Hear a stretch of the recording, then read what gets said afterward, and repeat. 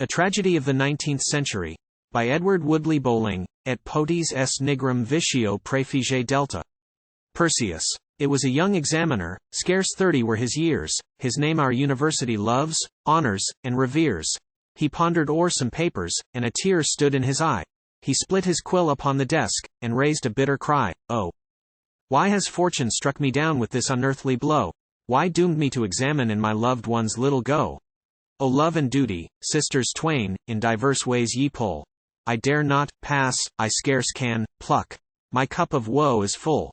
Oh that I ever should have lived this dismal day to see." He knit his brow, and nerved his hand, and wrote the fatal D*. It was a lovely maiden down in Hertford's lovely shire.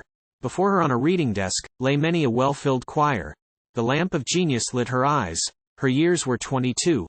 Her brow was high, her cheek was pale, her bearing somewhat blue. She pondered o'er a folio, and labored to divine the mysteries of X and Y, and many a magic sign.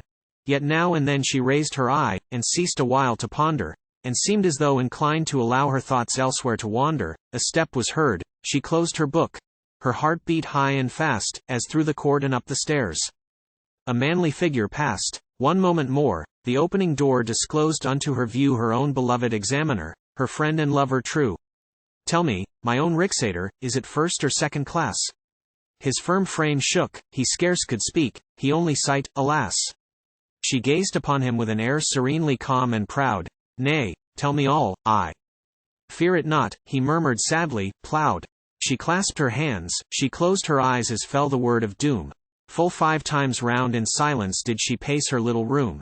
Then calmly sat before her books, and sighed, "Rixator dear, give me the list of subjects to be studied for next year.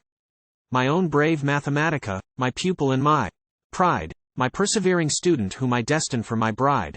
Love struggled hard with duty, while the lover marked you B. In the end the stern examiner prevailed and gave you D. Mine was the hand that dealt the blow.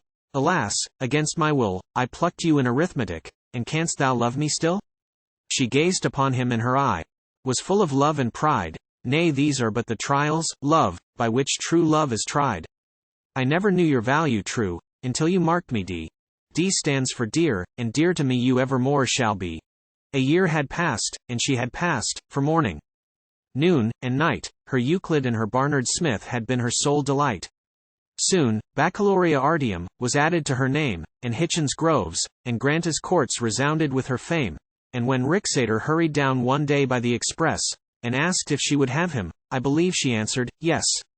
For now they live together. And a wiser, happier pair, more learned and more loving, can scarce be found elsewhere.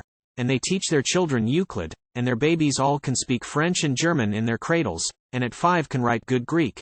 And he is a professor and she professoress, and they never cease the little go in gratitude to bless. When love could not the lover from the path of duty sway, and no amount of plucking could his student fair dismay. Moral. Faint heart ne'er won fair lady, if in love you would have luck, in wooing, as in warfare, trust in nothing else than pluck. 1871.